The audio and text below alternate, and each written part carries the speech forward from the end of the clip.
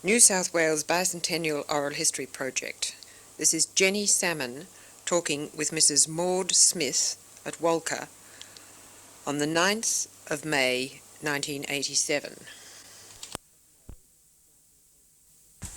Yes, could you tell me your name and when you were born and where you were born? My name is Maud Smith, nee Maud Keightley. I was born in Walcha on March the 20th, 1899. And where were your parents living at the time? Here in Walcha.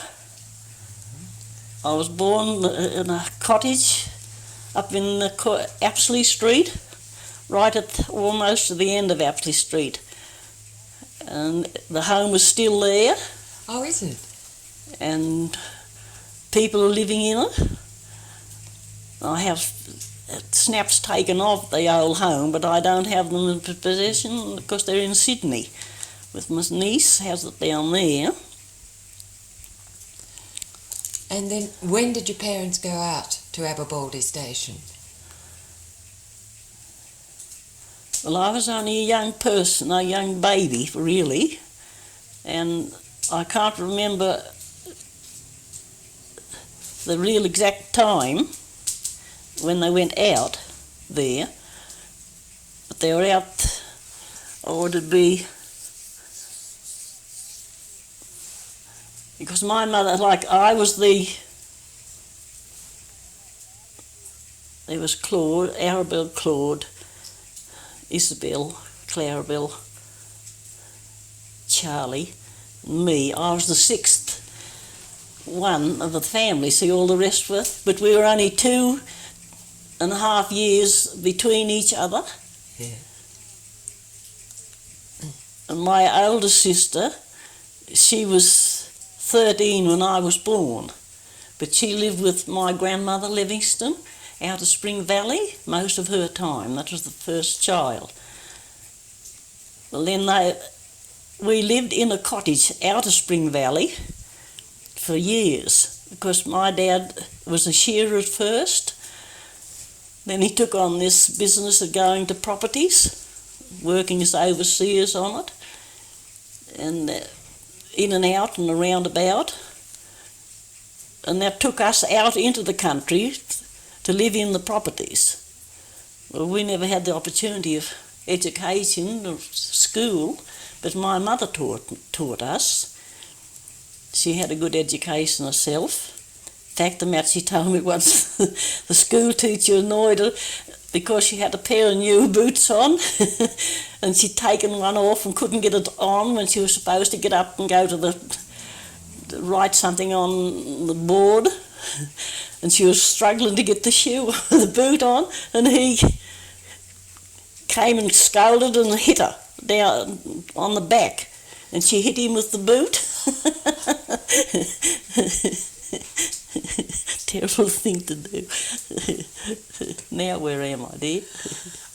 Well, what did she teach you? Do you remember much about how she had to teach you and fit it in with her day's work? Yes, she had we were taught 2 hours a day. 4 hours a day, really, I should say, I'm sorry. 2 hours in the morning and 2 hours in the afternoon. We'd help her, my older sisters would help her, and I'd do little odd jobs that I could. And then when she'd have herself settled, with all the work done, she'd give them 2 hours, and then she'd attend to the meal. Then she'd let us have a little while, and then she'd give them 2 hours again. What was she able to teach you? Oh, she taught us to read and write and do arithmetic and that sort of thing. That fireplace is starting again. Oh, it's fine. I think I'll open the door.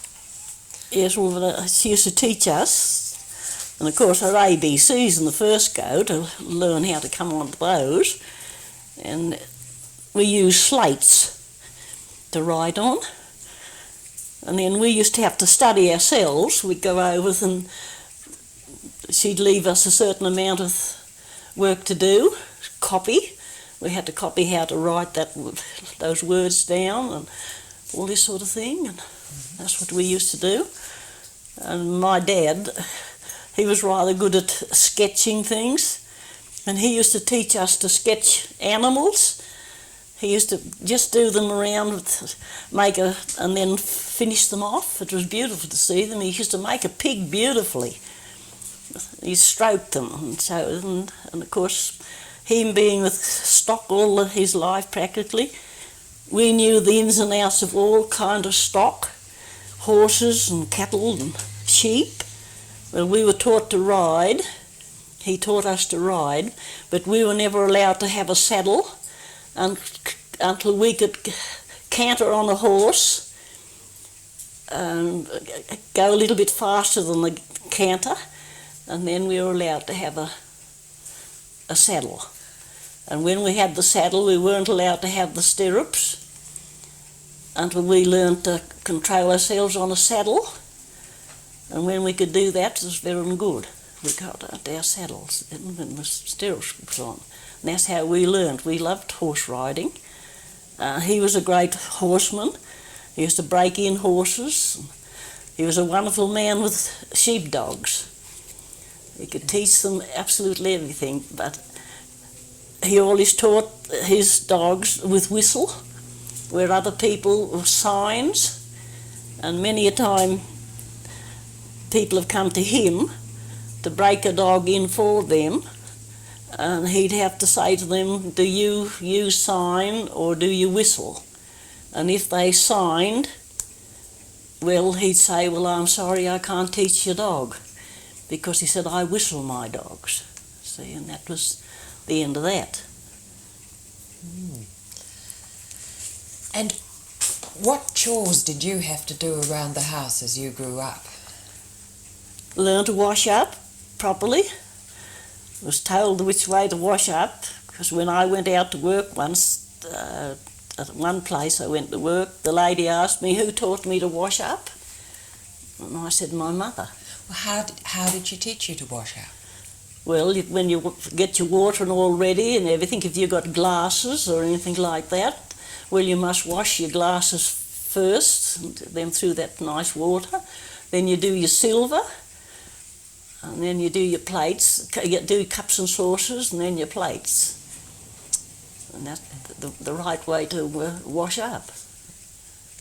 A lot of people don't do it. They put everything all in the one go, and that's where it is. But we were taught properly to do that sort of thing. We didn't have that much in our days, but we had glasses to drink out of and that sort of thing. We appreciated everything we'd had. We looked after them for our mother. We never used to break things. We were always so careful. Until we were big enough to know to get away from the table to dry it up. We used to stay by the table and hold it. If we happened to drop it, it'd be on the table and not go to the floor. So you really looked after everything you owned? Mm-hmm, yeah. And as we went on, we were taught to make our beds, and we weren't to make them as if we had somebody lying in the middle. That had to be levelled off, because in those days it was feather beds, and I still sleep on a feather bed. Do you make it yourself? Mm-hmm. I do everything myself. What feathers did you use? Duck feathers, chooks, turkeys, geese, anything at all. See, they're all nice. Got pillows and things like that still on them. People have stayed here that I used to be wondering how they're going to be when they're used to sleeping on those in the spring mattresses and things. And I'd say to them if they want to come to stay, well, I've only got feather beds. Oh, goody. See? Were they warmer? Oh, they're warmer, see, because the feathers are warm.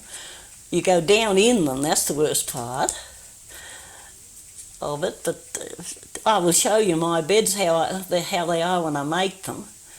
I'd love to see them. They're never untidy. They're always, you can always fix them. I have a bedstead in there, and it's about 152 years old, the one. So, and my dining room furniture was made by my brother-in-law, who's gone now, poor fellow. He was a cabinet maker, and he'd made it for his mother. And when his mother passed away, he sent it all home to my mother.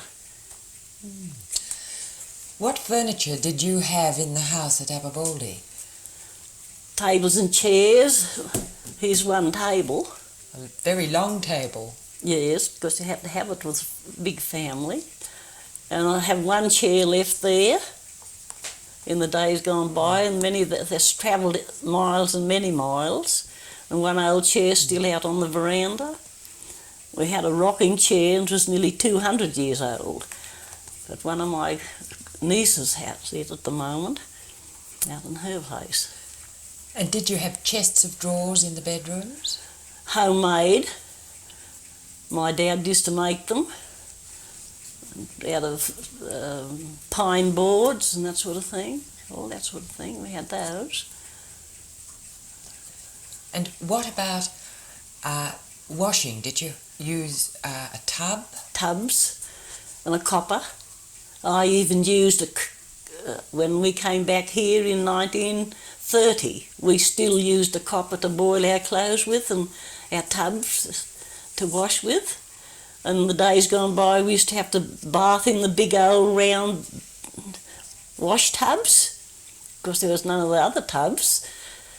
And we used to get in and have a bath in that. Enjoyed it too. How often did you have a bath? We used to bath 3 times a week, because out in the country and places there was only tanks and wells. They had wells. And when we lived on Aberbaldy, we used to put our butter and all that sort of thing in a cask that my father had made, little round cask thing, and used to put it down into the well, and that kept it there beautifully cool. It never melted or anything. It was always solid. That's how we used to keep things like that. And what other chores did you have to do? You made the beds? Sweep the floors. We were taught how to scrub a floor, not throw the water all over the place, but we were taught how to scrub a floor and dry it off well and everything like that. We learnt all that sort of thing, dear.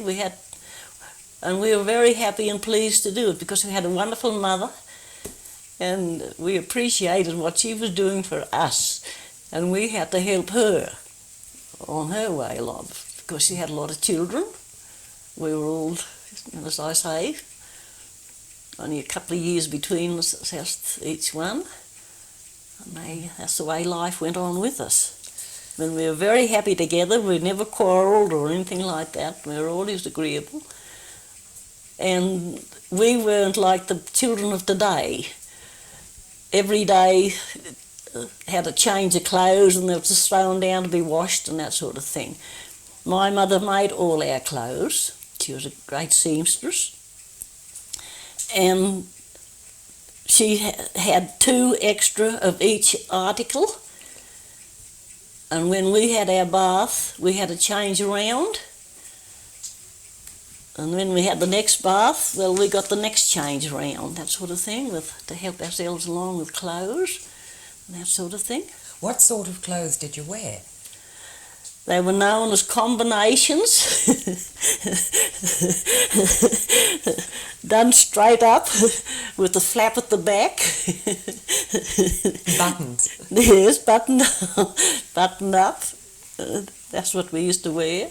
That was your underwear? Yes, that was our underwear. There was no singlets or anything. That was all in one piece, and it was known as combinations.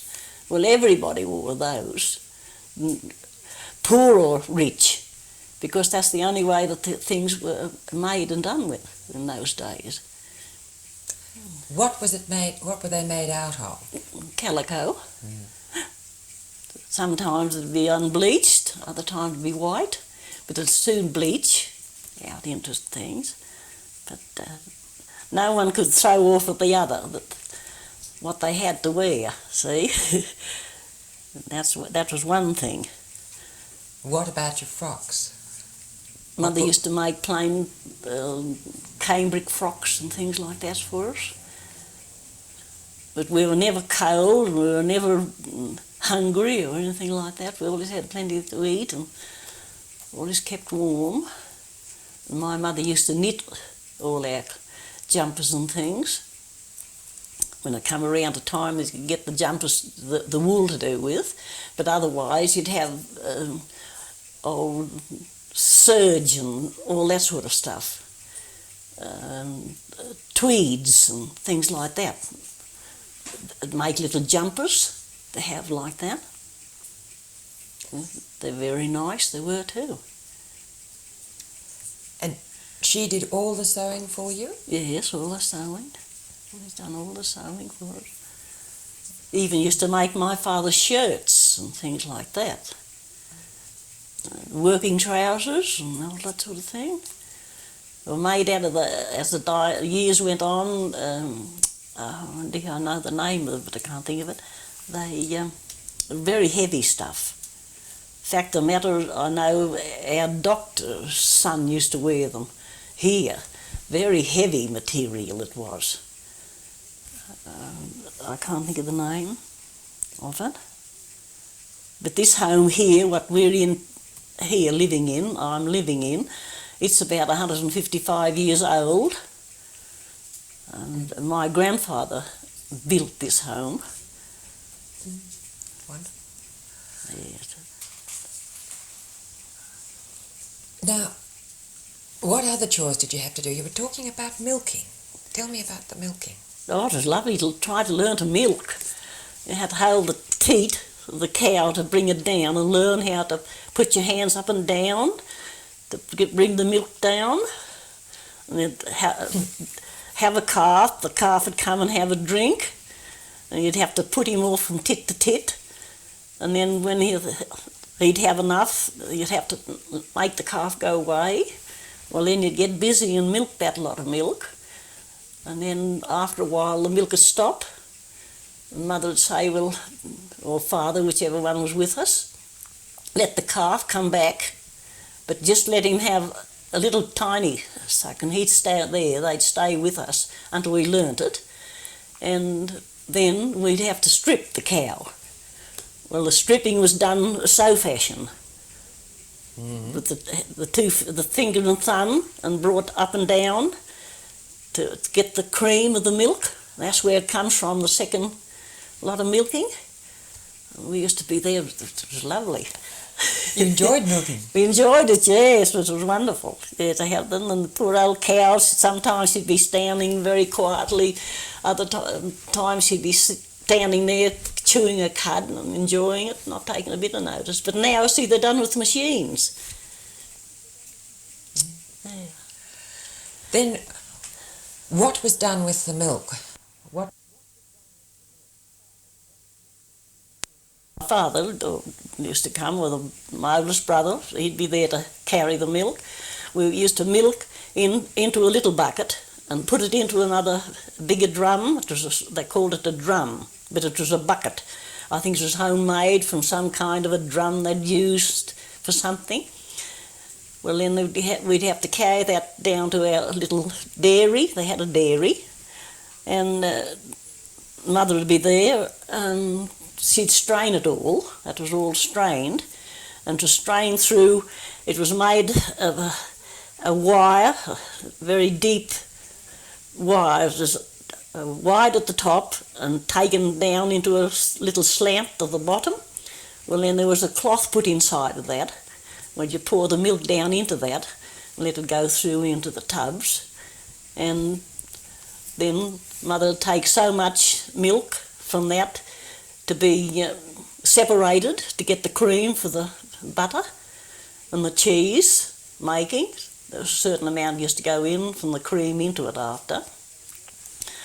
Well, then the rest was left, whatever taken for use, making puddings or something like that. But my father milked separate cows at the homestead for their personal use, but we had to have the cows to make the cheese.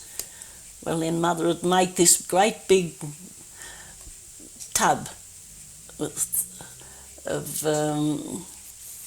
junket, getting it set ready for the cheese making. Then we'd all go and get our plates and come and get some and have it to eat. It was beautiful. Yeah, lovely thick junket. We'd eat it. Then Mother used to let us help her with that, with the bats. They were made out of board and all done down and made very smooth. Well, we'd have to stir the junket until it went curdle to a certain curdle.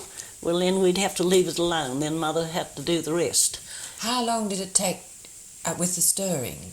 Not long, that would soon turn, but you had to be very careful because if you turned it too far before she was set, the whey had come away before she wanted it to come away.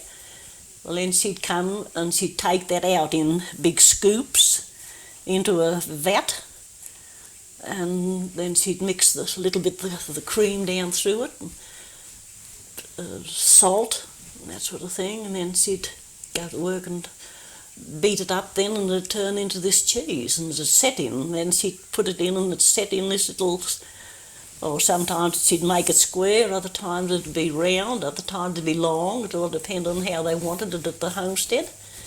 Well, then they'd come and take what they wanted, well, the rest was left to us. How long did the cheese have to mature? About a week. Was that all? That's all. And what did it taste like? Oh, beautiful. Not like the... Oh, I tell you, there is a cheese very, very much like it. I use it all myself. As the Warwick cheese from Queensland. That's about the only cheese that I've ever tasted so far that ever reminded me of the cheese that my mother made. It has that same texture in it. It's lovely. Did she make pickles and jams and preserves as well? Yes, all that sort of thing. My dad used to have a garden and the boys used to help him, the older fellows, and they grow everything in it, see. And we lived on the land, off the land, see, with our vegetables. Everything we had, everything that was grown. We have carrots, parsnips, and pumpkin and potatoes, and I can't think of the name of one, but we used to call them yams, and all that sort of thing, and tomatoes and onions, everything was grown. They would have it. And we used to help Mother. I can always remember the onion cutting up. Oh dear, dear, there was more tears. Yeah, these onions coming through. But we'd help her, we'd peel the onions, and we younger ones that didn't know much about how that had to be cut up, we'd have to do the peeling and the crying. And that's how we used to make pickles and jams, all kind. We used to pick blackberries for jam, raspberries, and they had fruit trees growing. We used to be allowed to have plums and apricots and anything that they grew. We'd have a bucket full of that, and those little tiny black grapes, we used to have to take all them little pieces off them ready for jam, and that's how we learnt. Our mother taught us we could cook and do things and make things. Then when we went out to work, well, we knew enough to carry on to do whatever the people we worked for wanted us to do. And she used to make us taught us to make currant roly-polies and all that sort of thing, how to do them and everything like that. We learnt all that sort of thing, cake making, biscuit making, scones, bread, all that sort of thing. She always had a stove, did she? Yes. What sort of a stove? Oh, it was, in those days they were called, fact the matter, I can't think of the name of it, but we have an Apsley hotel down here, and I forget how old it was, and they still had the first stove that was ever put in it. There was sort of a range stove, They were big, clumsy-looking stoves. That's what we used to have to polish. The stoves. But how did you polish it? Some kind of stuff that my father used to make out of sand and stuff like that. He made that himself? He used to make it. It was made for, he used to make it, and used dripping in it, fat, you know, from the cattle or the sheep, whatever it is, suet or whatever you'd like to call it. And he used to make it up like, and it was, or greasy sort of stuff. And we used to polish it. Was that hard work? Yes, because it was hard to get the polish. You had a long time to let it go to harden down to polish it. I can always remember that. And the big old fountains, we had big old fountains, like kettles and fountains. They had a lovely tap on them, you know, we used to have to keep them polished up. There'd be brass taps. Yeah, brass taps. Yeah. What sort of meat did you eat mostly? Were you able to keep your meat? Yes, we always kept their meat in a big safe. And it was always underneath a tree, you know, they'd always have it out under the tree, this tree, and then just sort of fenced in around. My father fenced it in around, make this big place to keep the thing. But we never used to lose meat in the days gone by. I don't know why. Even my mother didn't like anything electric, and they used to be astounded when they'd come here and see the little safe that I used to have it to hang it out in a laundry outside and keep the meat in it, and it was always cool. How long did your meat keep, your fresh meat? I would keep only about 3 days, but you'd have to cook it. But we never used to have that much. When we had to buy our meat, well, we just bought it enough to keep us going. But they sometimes the Dad would buy a sheep. Well, we could even keep that by hanging it in. It was a Hessian-made sort of little safe, and Dad made it, and it was made out of tin, and it had a little gutter right up around the top, and he had little holes in it, and you'd fill and then he had a little spout. You'd fill it at the top right until the water started to run down the bag. Well, then the bag was kept wet.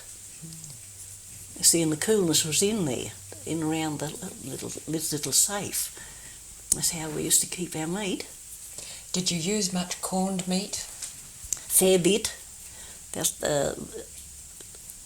how they had it out in the country. We had to have a cask, and it was always, Dad used to make the brine. Well, that's how we used to keep the meat out there. Do you remember how he made the brine? Oh, some salt and water. In those days, as the years went on and progressed, they had other stuff to put in to help a better flavour. But the brown sugar, it wasn't brown, just sort of black sugar in those days. We would never liked it, never liked the brown sugar. And he'd put that in it, that sort of thing. But it's always beautiful just the same. Plenty of that. You could have plenty of meat and vegetable, which was good. And vegetables lasted you through the winter, did they? Yes, yes. What did you live on mostly through the winter?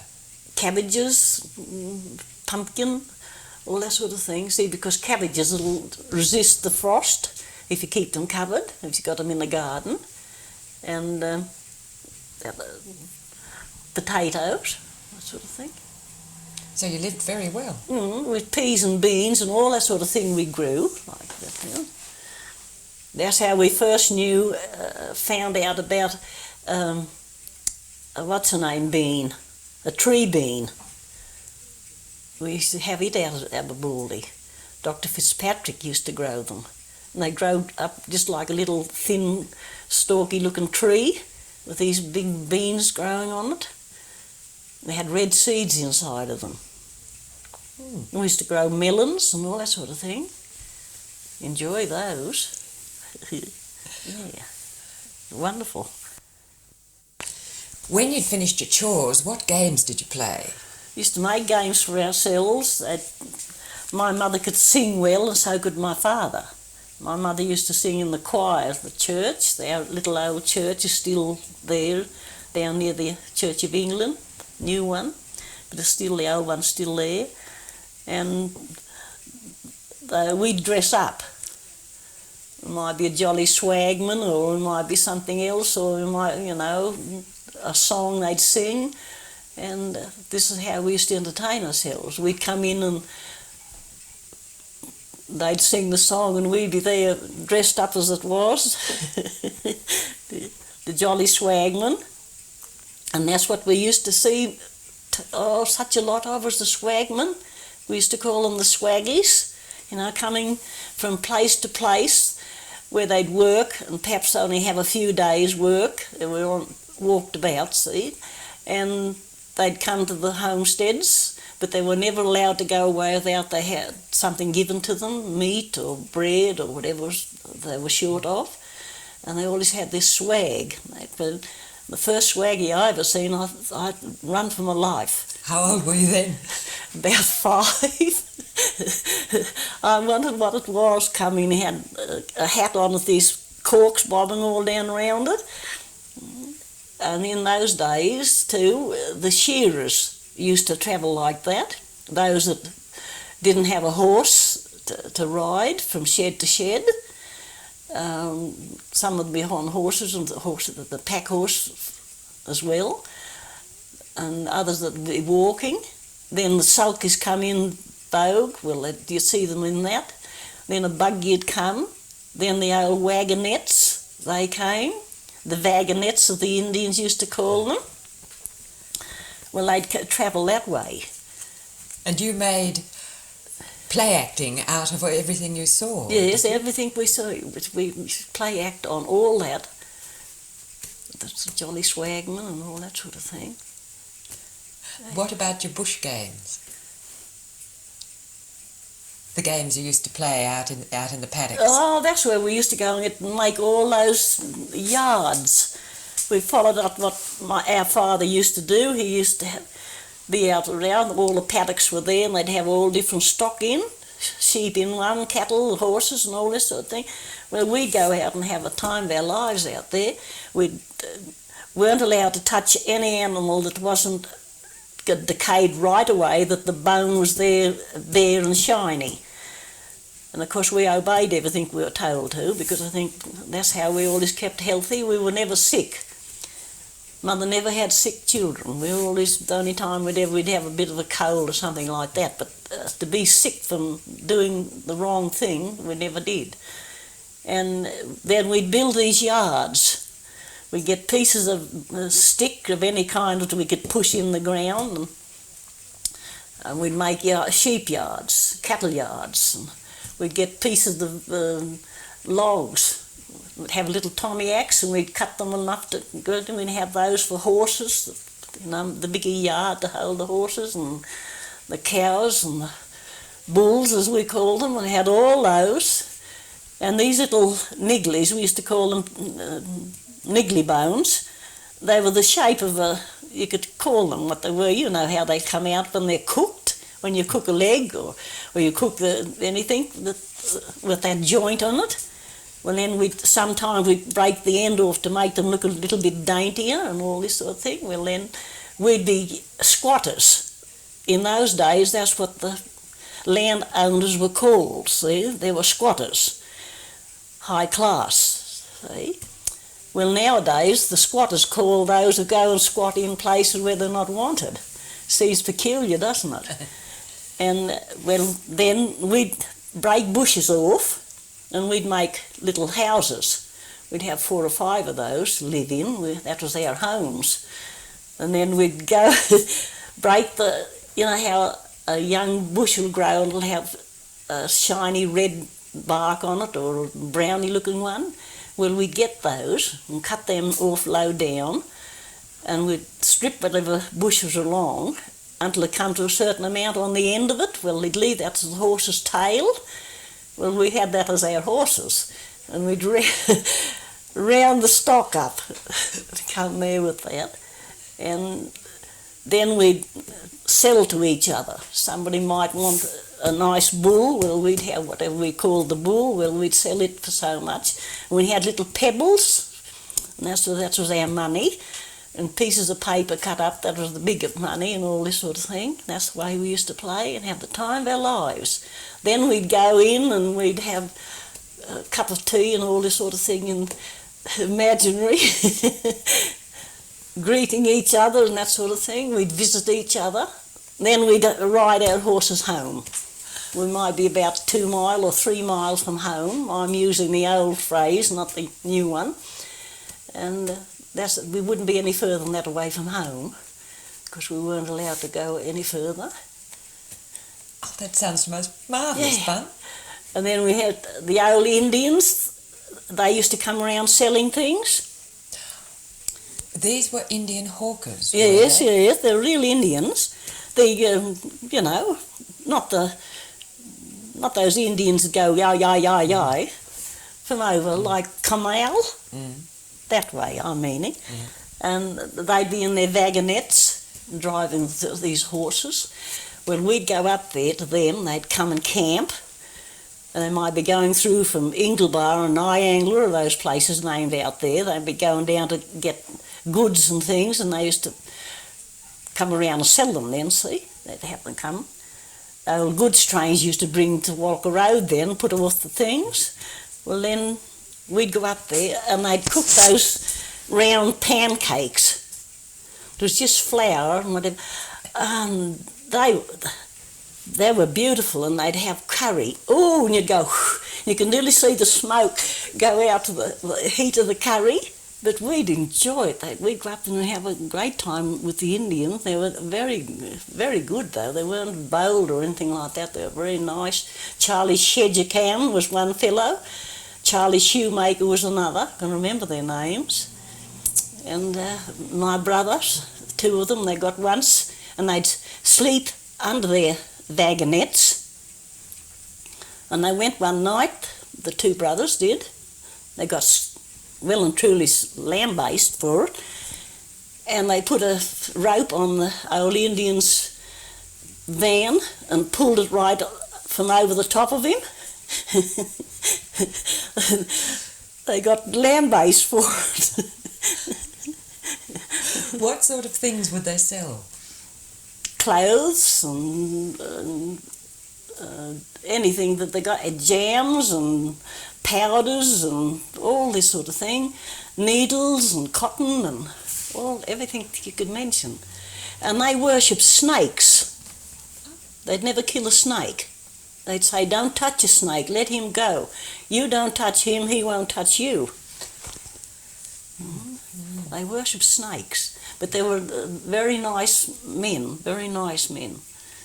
Did your mother buy much? Not very much. But she used to buy a lot of material from them. Once the materials started to come in, you see, and they were cheap, they'd be 3pence or 4pence or something like that, a yard or something. Well, Mum would buy a lot of that. She said, we wound up by, our mother was known to us as Mumsy, and we always called her Mumsy. And she used to buy those, that sort of thing. Because we were supplied in plenty of other, like our meat was supplied to us and that sort of thing, and we had fowls. Mumsy reared turkeys and all this sort of thing out on the properties. It was lovely, enjoyed it. What about the Dr. Fitzpatrick and his family who owned Aberbaldy at that stage? Did you see a great deal of them? Not much, because we were we'd be about 3 to 4 miles in the cottage where we were from there.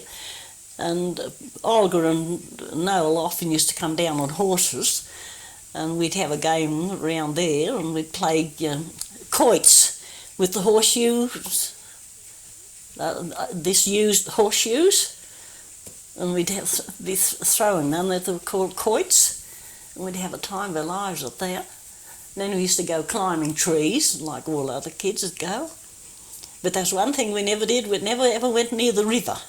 That was one place we never went near, only when Mother or Father took us. Could you swim? We learnt. Not very much, though, because we never was in the water much. It was pretty cold around here anyway.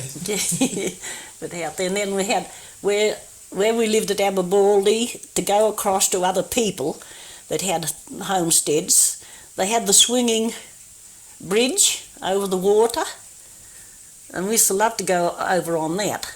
You know, big jiggle and all that. But our oldest brother, he was naughty. He used to wait till we'd get in the middle of it, and then he'd spring it from the other end, and we'd be terrified. We were going to go down into it, into the water. But we never used to tell on him. We were never...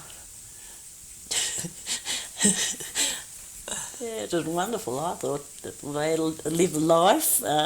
We used to have boiled lollies once a year. We were never allowed to eat lollies. They were never brought into the house, only at Christmas time. And we had boiled sweets only. Were they bought boiled sweets? The boiled sweets. What were Christmases like there? Very nice. We enjoyed them. And, we'd make little stories up and all this sort of thing about things, like fairies, and we'd been told, I tell you who used to tell us all about those. Of course, they were taught all that sort of thing, was the boy and the girl, Noel and Olga. They'd be very nice. They'd tell us all about these stories and to tell us things about the angels coming at Christmas time and all this sort of thing. Did you visit other members of your family very often? Did they come visiting at Christmas and other times? In the latter years. Well, in those childhood days. We were never away from one another very much. I was thinking of your mother's family and... No, they lived alone, or lived, see, when Mother got married and then the sisters and brothers they married, well, they went, most of them lived in Sydney, old Sydney, you know, when it was first come. And then the other brothers, one used to live, they're still living out that way, out your way where you were staying, out around that area. The Livingstons are all out around there. And they're my mother's nephews, most of them. Because there's no of the old Livingstons left, my mother's people, they're all gone. My mother and her sisters and brothers, they're all dead. Did you come into town very often in those days? No. Very, very seldom ever come to town. How far away from Walcha was it? It must be about 12 mile out there to Aberbaldy, isn't it? All out. Least. All out 12. 12 mile. No, we wouldn't have any way of coming about anyway. We weren't allowed to ride away on the horses from out there or anything like that. What happened after your father left Aberbaldy? Where did you go next? Well, I think we went to Tamworth. Went to live in Tamworth. From Aberbaldy, but down, and my father worked on a place in Tamworth. I think that we went to live in Tamworth. Yes, that's where we went to live. We left Aberbaldy and went to live in Tamworth. We were in Tamworth for a while, and he was a man that liked to move about. And then we left Tamworth and went to Inverell to live. We were only up there a certain time, and my father's mother was married to a sister was married to a man named Reed that lived at Woolbrook, and she died and left a family of 6 little children, little steps and stairs. I think the oldest one was 15. Well, they sent for Dad to come to help them out, because Mother could help through, although she had her family around her. And we went back to Woolbrook from Inverell, and we were there for a long time, and their family all grew up. And then we went to Walcha Road, That's where my youngest brother was born. And we lived there for a fair while at Walcha Road. I think he was 4 when we shifted back to Walcha. What was your father doing at Walcha Road? He was working on a station down there. You always did station work? Yeah, Yaruga station. And it was now owned by the Crawfords. They had a store, the only store, and they owned the hotel. The hotel's still there, but the old store's gone from Walcha Road. And this is nearly a ghost town, Walcha Road, see, because they stopped most of all the trains, bar the passenger ones that goes through occasionally into it. And we lived at Walcha Road, and then we came back to Walcha, and Dad went out to live. It'd be about 14 or 15 miles to Dr. Stevens's home, Trefusis. But he lived in town because he was our local doctor. Lovely old man. He was an Englishman, but he was a lovely person. He was only a young man when he first came here, but he had a grown-up family when we came to work for him. Well, we stayed there for a little while out there with him, and then we went back to Walcha Road. And my father then went back to Aberbaldy. They got him back out there, and he used to come home to us at Walcha Road at the weekends. And we got an idea that he had an idea that he'd like he seen an advertisement in the paper as a property up wanting an overseer in Armidale. So we went to Armidale to live, and we lived in Demerick Street, but he was out in the country and he used to come back in. Well, he didn't like the attitude of the man he worked for, so he came back to Walcha and went out, and he was working for my Uncle Col Livingston. That's my mother's brother, and he worked between him and people named Walls from out there. Well, then we come back here then from Armidale. How old were you then? From Armidale. How old would you? Oh, I was 28 and I got married late in life. And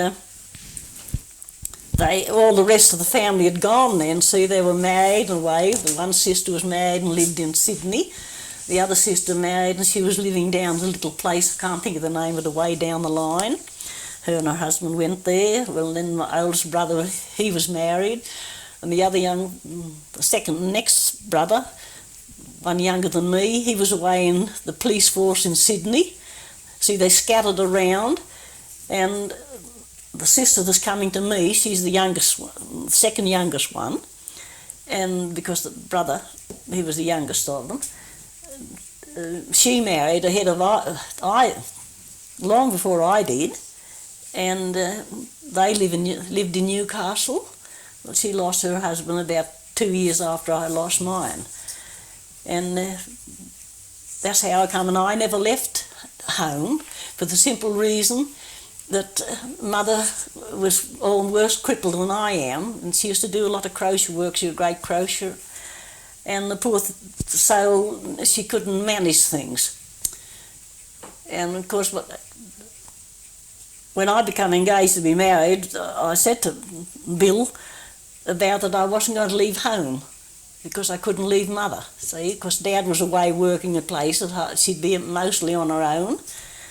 And he was quite happy and was a nice man, and he decided, well, if that's what you want, it doesn't make any difference. The only thing he said that I don't like the idea of, that people might think that I wouldn't find you home, see?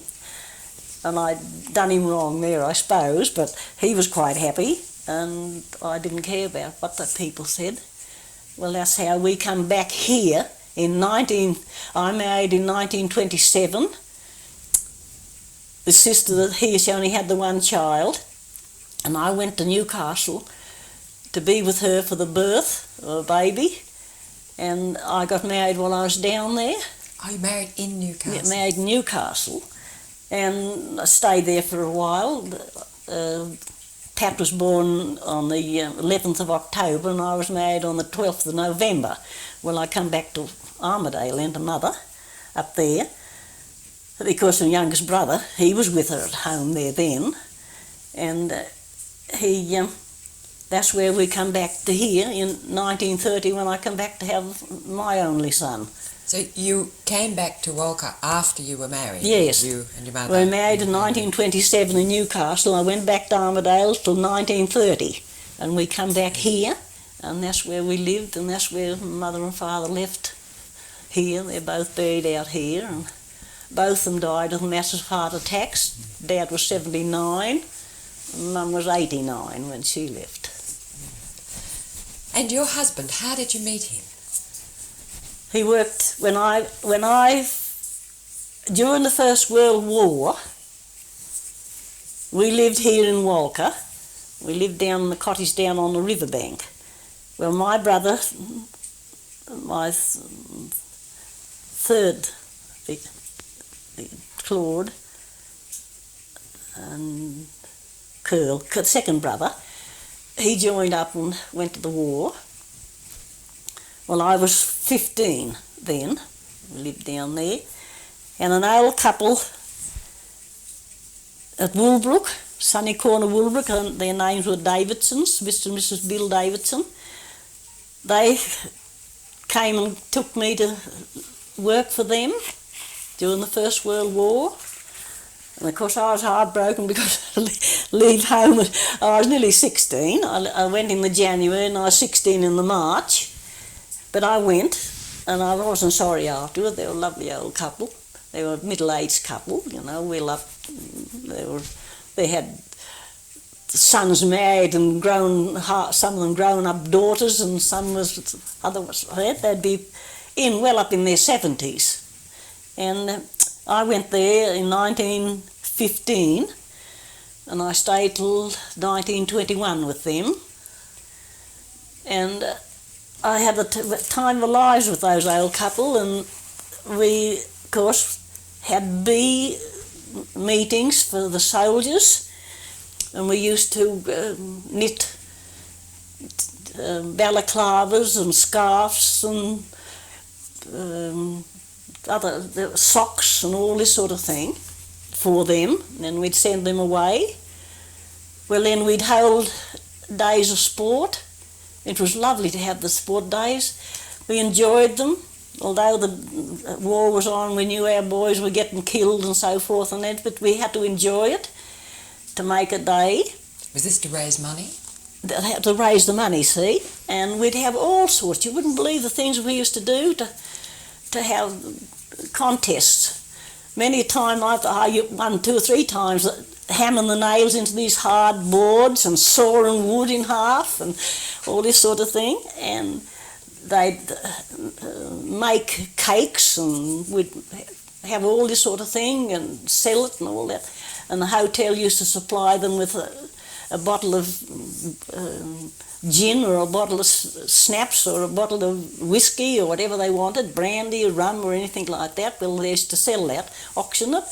The highest bidder got it. One man bought it 3 times once. He didn't know that we'd pinched it and took it back. Terrible things we used to do to get the money for the soldiers. And then we'd have a dance, we'd have that out, and one time we raffled a cherry pie, and this altered beautiful pastry was baked on this great big pie dish. Mrs. Morgan built it, done it all up for sale, and when it was, I forget how much the man paid for it, but it was full of lamb pills. Lamb pills? What are they? Well, the lambs used to do the little... Lamb droppings? Yeah, little done for a joke, see? It was all taken in good part. This is the sort of thing we used to go on with, and have that sort of thing. Then we'd have a dance at night, charge so much to go in. We used to have the time of our lives. Well, we'd have that on a Friday. All day we'd be at that, and we'd cook chickens and all this sort of thing to have for meals, selling the meals at the stalls and all this sort of thing, make up sandwiches and all that sort of thing. And anyone wanted a piece of chook and just to have it, well, they'd sell it and they'd just walk about with a piece of bread and so forth and said, well, this is the way we used to have it. They didn't take any notice. Others would bring their own food if they wished, but we'd sell it that way to make money. It was always kept clean and that thing. Then we'd dance that. Well, then on the Saturday night, we'd have another little half-night dance going on the Saturday night. They're half asleep all day Saturday, working and doing. Yeah. That's how I went there to work, and I used to do everything, cooking and everything like that. The sports days happened mostly while you were at Walbrook? Oh, yes. Working. Yes, working there would put on all that time, all the time the war was on, right through from when I went there in 1915 till the war ended. And we had men minding the bridge over the water where the train used to go over. Well, then, as the time got on towards the tail end of the war, and we knew it was getting close to be ended, they built a shed for keep rabbits in. You know, they used to trap rabbits and sell them for the freezing works. And they had this freezing shed. And before they made it all up into the freezing, once it was made, we had an opening there. That was their last time we ever had anything for the war because it had come to an end. And we all went to this dance, and the only way we could get over the river, just down from the railway, we had to cross the bridge. And we had a young fellow, and he used to drink occasionally on the railway, and he was our night officer. And he turned up at the dance, see? And we said to him, hey Tom, has the mail train gone through yet? The mail train used to go through then at 12 o'clock and so forth. And he said, oh, it's gone long ago. But it hadn't. He'd come away from the railway and left the porter to put the train through. Well, there was about 10 of us crossing that to go back over to I was staying with people they had a boarding house at Woolbrook. Knew them all our lives, Fisher girls, and we was in the middle of the bridge when we heard the train coming. Well, we had to make for all we were worth to get across off the bridge, and on each side of this bridge, on the side where we had to get off, was great big blackberry bushes where we had to go down into them. Oh, you should have seen us. Oh, we were in a devil of a mess. We were torn with the blackberries. Our frocks were torn. All because the boy had gone up to the dance. We were nearly all killed on that. I'll never forget that. It was shocking. But was he put there to guard the bridge just while you were... Why was he put on the bridge? During the war, see, in case somebody come there to blow it up or something like that. They had the guards, the soldiers they were, and they used to take it in turn, and they were both staying where they were at this boarding house. Well, we come down on this fellow who nearly died with fright when we come down, wallop alongside of his tent, all jumping off that, and one man was a married man amongst us, and his wife, and she couldn't walk, so she was crawling. And she said to Walter, leave me, save yourself, but he picked her up and carried her. And we just made it. I always remember that. But my first job of work, when I left school at 14, was down at, it's now known as Bowden's Garage, but it was right up the other end where the solicitors and all them live now.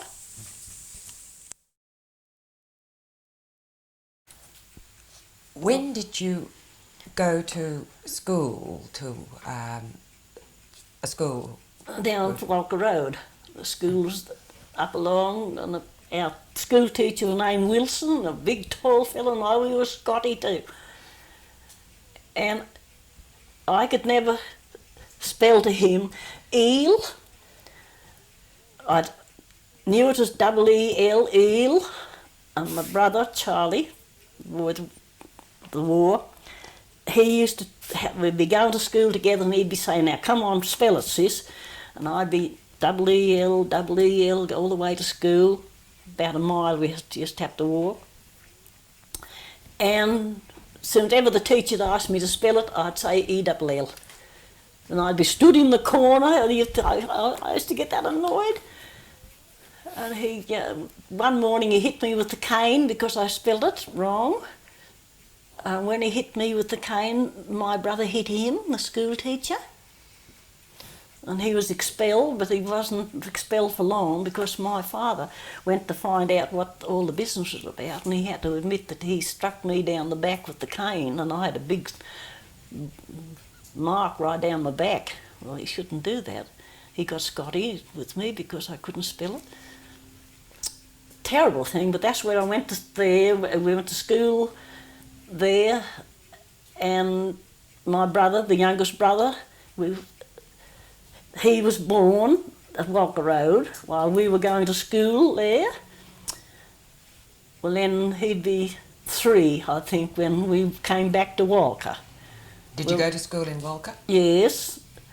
We lived in a 2-storey home that's up in Apsley Street, up from the police station, and the convent school just across from there. Well, we went to school there. At the convent? At the convent, Protestants, but that didn't matter. And we went there where they took anyone to teach. And in those days, we had long stools we used to sit on. And it didn't matter, the sisters were lovely, some of them, some were very Scotty. There was a lot of sisters used to be here those days, not now. One comes sometimes to see me too here, they're very nice, she's very nice. And you'd be sitting, and there'd be a Catholic there, and a Protestant here, and a Catholic there, and a couple of Protestants there, see. But we were supposed to sit and do our lesson while they were having their scripture taught to them, see. And this day I'm sitting here, and Jack Beasley, poor fellow, he's gone too. He's there, and he had a drawly sort of voice, and the sister's talking to him, and he's answering in this drawly voice, oh God forgive us, and all this sort of thing, you know. I'm trying to do the sum. In those days we had the pen with the long nibs, you know, where we used to put the nibs in. I'm trying to do this sum, and he'd be drawing in, and I went like that with the nib and stuck it into Jack. And he fell off the end of the stool, wallop onto the floor. And the sister said to him, Johnny Beasley, how dare you interrupt the lesson? She said, what are you doing? He didn't put me in, he just said, I'm sorry, sister, I sat too close to the edge. Well, we went to school up there for about 2 years there, and then I went back to the public school and finished off there, but I left school just after, or between 14 and 15. Well, then I had the first work I went to was this, that was known as Bowden's, and they've never, Gibsons own it really, but they've never taken the Bowden away from it. Well, their home was built where their offices and things are now, and the chemist's shop and that sort of thing. Well, all that right down, all to past where the jeweller shop is there, you know where that is, up nearly to the paper part. That was their home, right along there, and it had that long veranda, narrow, about the width of the table the veranda was, but it was the full length of the house, right down. Well, I went there to work. Well, I had to scrub that veranda, and then I had to do work inside, polish the floors, wash the ones that wasn't covered with lino. Well, then I had to polish shoes and boots, and I had to help in the kitchen, peeling the vegetables. They gave me a little room where I used to sleep in. I was found on the food. Well, then they had horses in those days with coaches, and my brother, Jack, younger than me, he was only 15, he used to drive a coast to Walcha Road with 6 horses. He was only 15. Yeah, taking the up and down there to the Walcha Road for the passengers to meet the trains. And the horses, they had this big yard, and they'd get around and they'd be dropping their droppings. Well, I had to sweep all those, get out early in the morning and sweep that all up, keep it clean. And I got 3 shillings a week for my work. 3 shillings? 3 shillings a week. That's when my mother and father lived out in Trefusis at Dr. Stevens's place. Well, Roberts, where Mervyn Hoy is now, people named Roberts owned lawn there. They had a shop. And I used to help at home to provide things. And I'd buy my sister a pair of shoes. And I'd go and I'd give Mr. Roberts 2 shillings and I'd keep a shilling. And this is how I used to pay, give me the shoes and I'd pay them off. How much were the shoes? About 5 shillings or something like that, not 7 and 6pence or something like that in those days. It took a few weeks to pay them off. Yeah, see. And then when I'd have hers done, I'd buy my brother a pair of boots. In those days, they were sort of boots. They weren't shoes. They were mostly dressed in boots, both girls and boys. And some of them done up the sides with the buttons. I've still got a button hook that used to do those up. Then I'd buy my mother a pair. What about yourself? Yes, when I'd get them done up, I'd buy myself a pair if I needed that. If not, I'd buy my mother. He had everything in his shop. I'd buy enough material for her to make a dress for Barbara, and then the next time I'd buy it and make a dress for my mother. And this is what I used to do with my little 3 shillings a week. What time did you start in the morning? Early. What was early? Round about 5 o'clock. Sweeping the veranda. You have to sweep the veranda first.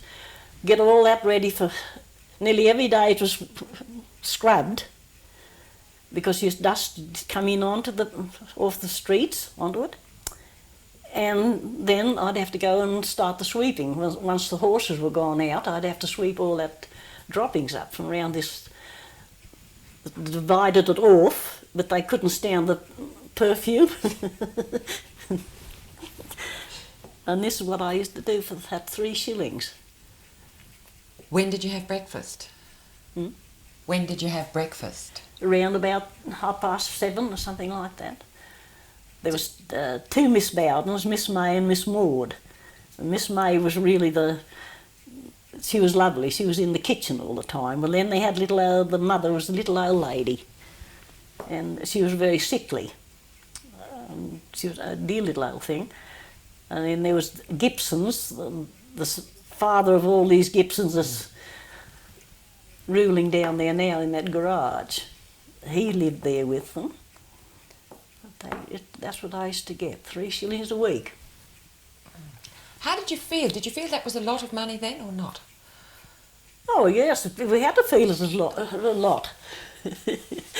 Because you couldn't get any more. You couldn't have earned any more at any other not sort of job? at my age I couldn't. And where did you go after that? When I finished working there, I was there working there, and I got the measles, German measles, and I was very sick and I wanted to go home. So they loaned me a horse to ride out to Trefusis, see. And when I was halfway home, out that way, a thunderstorm came up and I got drenched, of course, riding this horse home. Well, I was blind for 3 days. And the old doctor used to come out to me, all the way from in here. He used to come out to old Dr. Sam, used to come to see me. And he used to say to Mother, she'll get her sight back, he said. But I put the cleaner through them, he said, for allowing her to be sent home on horseback. He said, why couldn't they have driven her home? Anyway, it didn't matter for that. Then I got an infection in the mouth, and they couldn't heal it up for a long, long time. But anyway, I did get my sight back. Well, then Father got tired of being out there, and we came back here to live into this house. This very house? This very house. See? Well, then he went back again to Mrs. Dr. Fitzpatrick. Doctor had died in between these times, and she was there with the girl and the boy, and he went back to her. And my other brother, Jack, he used to go out to the father with Dad, the boy that I said used to drive the team. Well, then, see, the teams went out, the coaches went out, and the cars come in. Well, they had a... Was that during the war? Yes, and they used to drive down there, see, and the buggies and so forth went out of circulation when the first cars come in. And that's how they... Well, then I went for a while to work for Mrs. Gates. They used to keep the store down there in front of the Royal Hotel. I forget what they got, I think a hairdresser there now, I think. And I was there for a little while. And then that's when I went to Sunny Corner then. Then you went to Sunny Corner. And how old were you at that stage? Was the war over? No, I went there in 1915. 1915 to Sunny Corner. Yeah. And come away at 1921. Come back and went to Walker Road. My people at Walker Road then, they'd gone from here to Walker Road. Well, I went to work for the Crawfords at Walker Road then, and that's how we come to go from there to Armidale, and then we come back here to this place again. And we in 1930.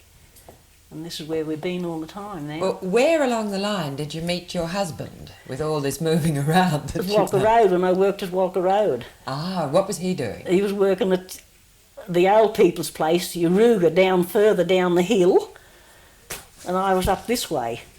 And that's where I met up with him. Was he doing station work? Yes. The same as your father? Yeah. He was... He wasn't as good as my father, though, with us. But anyway, that's what happened. Then I would decide, and that's where I am now, and I've got one son and 3 grandchildren, grandson and 2 granddaughters, and a great-granddaughter now. I'm waiting for whatever the next one's to be. And I've got 25 nieces, we have, sister and I, 25 nieces and nephews mixed together, sort of, and we've got 55 great nieces and nephews on our list. You've had a wonderfully interesting and happy life, haven't you? I have, that really and truly, and I forget how many great nieces I've got. Got more. I think I've got more girls than boys. We've got more girls than boys. I think we've only got, there's 3 and 3 is 6, 2 is 8, 1's 9. Got 9 of those.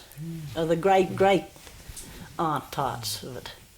Did you ever go down to Sydney at all when you were young? Oh yes, I'll never forget the first time I went to Sydney. When was that?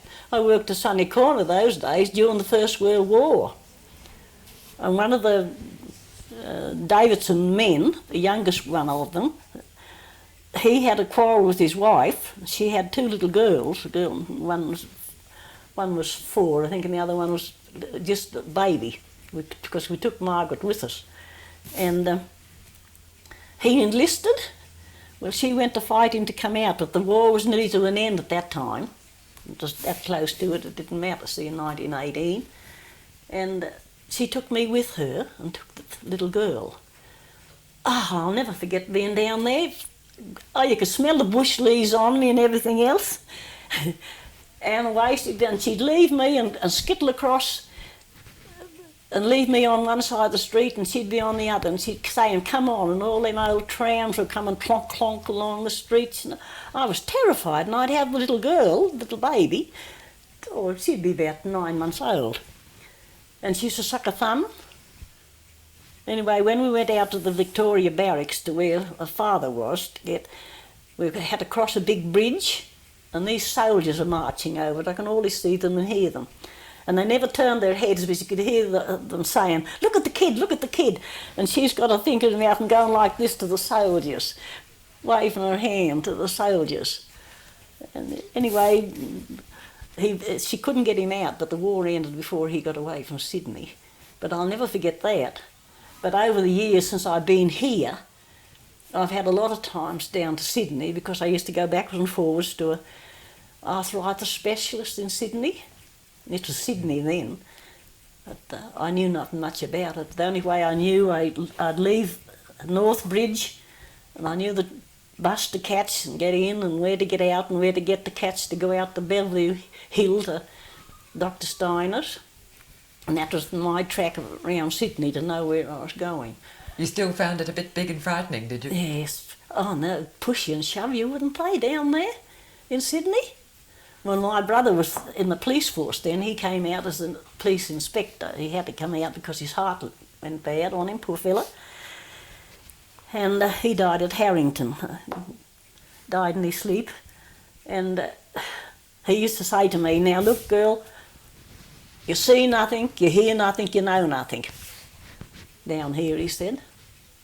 And that's how he taught me not to have any, if I seen anything that happened or anything like that, because once we're coming back in from Dr. Steiner's, and the bus was pretty full. They were standing well and truly up. But when I used to get on the buses, I used to like to sit right at the door to get out, see. It was a bit rough rider, but it was better there. You didn't have to push through and get out. See.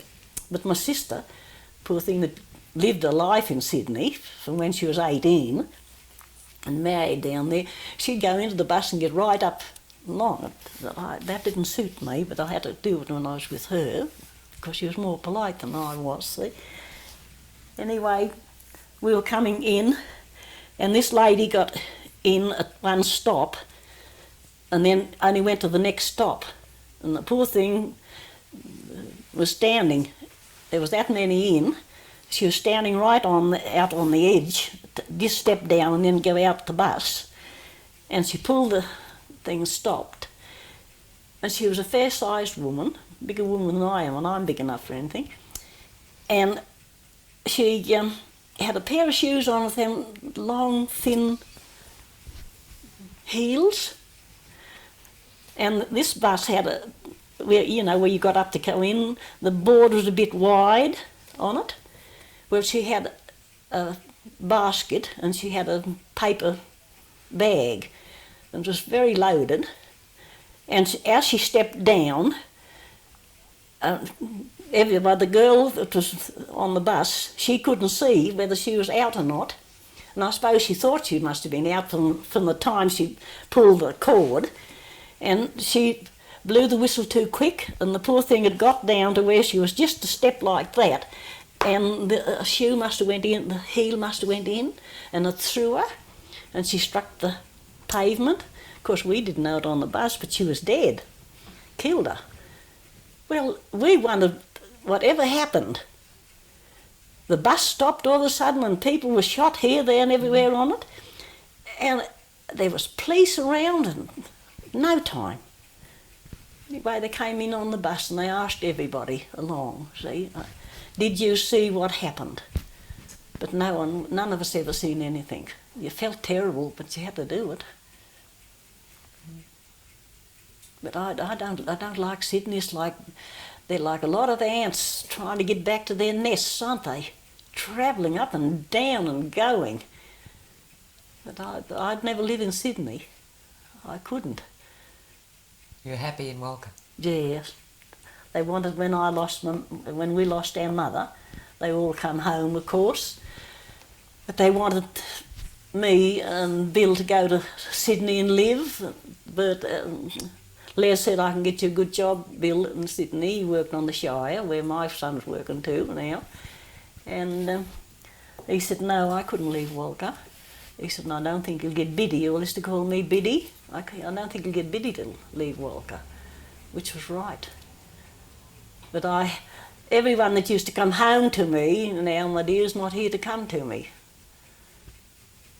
And it'd be no good me living in Sydney because there's no one down there to be in Sydney with. So that's how life takes you.